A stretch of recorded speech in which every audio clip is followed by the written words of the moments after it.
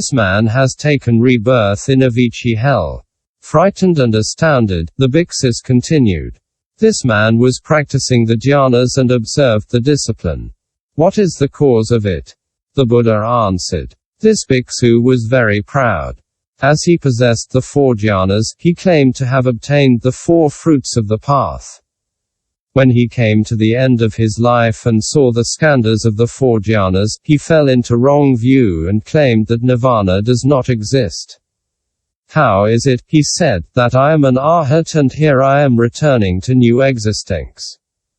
The Buddha is an impostor. It was then that he saw the skandhas relating to Avicii hell and, his life being over, he took rebirth in Avicii hell. Then the Buddha pronounced this stanza. By knowledge, morality and jhana, one does not obtain the stainless element, even if one possesses these qualities.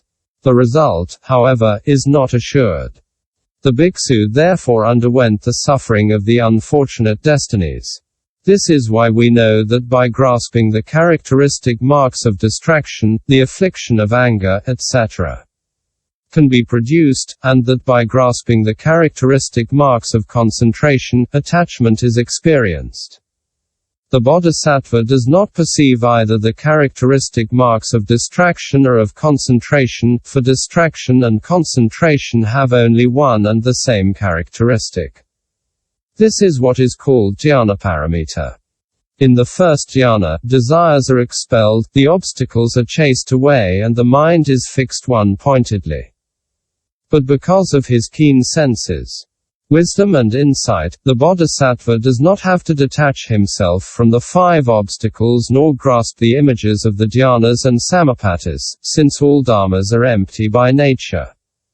Why does he not have to detach himself from the 5 obstacles? The first of these obstacles, envy, is neither internal nor external nor both.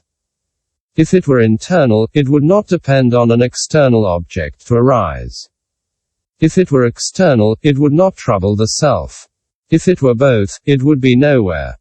Neither can it come from the preceding lifetime, for all dharmas are without origin. A baby has no envy.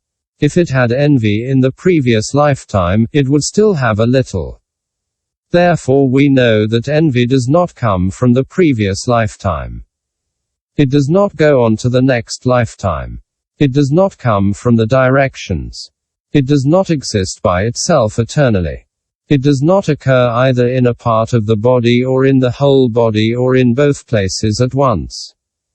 It does not come from the 5 sense objects and does not go to the 5 emotions. There is no place that it arises and no place that it perishes. It is wrong that envy has a previous, later or simultaneous birth. Why? If birth existed before and envy later, there would be no arising of envy since envy did not exist. If the arising existed later and the envy before, the arising would have no substrate. If the two were simultaneous, there would be neither something that arose nor place of birth, for between the thing that is born and the place of birth, any difference would have been suppressed. Finally, there is neither identity nor difference between envy and the envier. Why? Because the envier does not exist apart from the envy, and the envy does not exist outside of the envier. Therefore envy arises only from a complex of causes and conditions. Now, dharmas arisen from such a complex are empty of self-nature. Therefore there is neither identity nor difference between envy and envier. For all these reasons, the arising of envy is impossible. Dharmas that are without birth are also without cessation. As they are without birth or cessation, concentration and distraction do not exist. Thus we see that the obstacle of envy is one with the jhana, and that it is the same for the other obstacles. In possession of the true nature of dharmas, we hold the 5 obstacles to be non-existent. We know then that the true nature of the obstacles is mingled with the true nature of the jhanas and that the true nature of jhana is the 5 desires, the 5 obstacles. The bodhisattva knows that the 5 desires, the 5 obstacles, the jhanas and the samapattis have all the same nature and are without support. To enter concentration in this way is dhyanaparamita. 13. Furthermore, by practicing the dhyanaparamita, the bodhisattva lends his support to the other 5 paramitas. This is dhyanaparamita. 14. Furthermore, the bodhisattva who, thanks to dhyanaparamita, has mastered the superknowledges, in one moment of thought and without going into absorption, is able to pay homage to the Buddhas of the 10 directions with flowers, incense, jewels and all kinds of spherings. 15. Moreover, the bodhisattva, by the power of his dhyanaparamita, transforms his body in innumerable ways, enters into the 5 destinies and converts beings there by means of the Dharma of the 3 vehicles. 16. Furthermore, entering into the dhyanaparamita, the bodhisattva expels the bad desires and bad dharmas and enters into the 9 concentrations, from the first dhyana up to naivasamnanasamnayatana. His mind, disciplined and supple, practices great loving-kindness and great compassion in each of these concentrations. As a result of this loving-kindness and compassion, he eradicates the errors committed during innumerable kalpas. As he has obtained the knowledge of the true nature of dharmas, he is commemorated by the Buddhas and the great bodhisattvas. 17. Furthermore, entering into dhyanaparamita, the bodhisattva, by means of his divine eye, contemplates beings plunged into the 5 destinies of the 10 directions. He sees those who have taken birth in rupadhatu taste the enjoyments of the dhyanas and then return into an animal destiny and undergo all kinds of sufferings. He sees the gods of Kamadhatu in the rivers of 7 jewels taking their pleasure among flowers and perfumes, and they fall into the hell of excrement.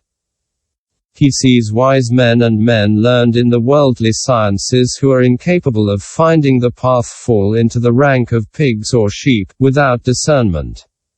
These various beings thus exchange great happiness for great suffering, great benefit for great ruin, a noble state for a lowly state. The bodhisattva experiences feelings of compassion for these beings which increase little by little until he realizes great compassion. He does not spare even his life and, in the interest of beings, he practices exertion diligently and seeks Buddhahood. 18. Finally, the absence of distraction and enjoyment is called dhyanaparamita. Thus the Buddha said to Sariputra, the bodhisattva dwelling in the virtue of wisdom must fulfill the virtue of dhyana by being based on the non-existence of distraction and enjoyment. Question. What is distraction? Answer. There are 2 kinds of distraction, subtle and coarse. Subtle distraction is of 3 types according to whether it abounds in attachment, pride or wrong view. What is abounding in attachment? Having obtained the bliss of concentration, the ascetic's mind becomes attached to it and he enjoys the taste. What is abounding in pride? Having obtained the concentration, the ascetic tells himself that he has attained a very difficult thing and praises himself. What is abounding in wrong view? This is to enter into concentration with the wrong view of the self, etc.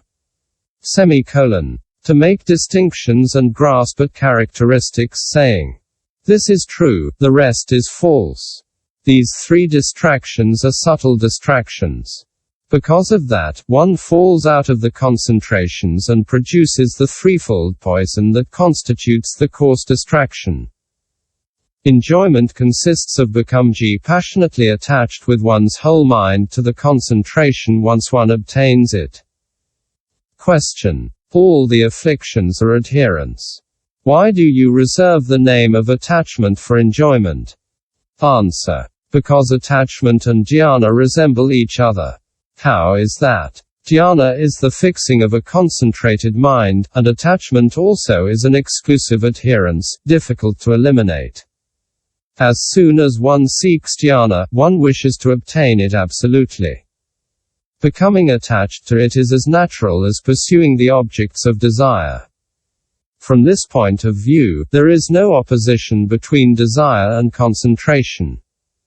The ascetic in possession of an absorption is deeply attached to it, does not let go of it, and thus taints his absorption.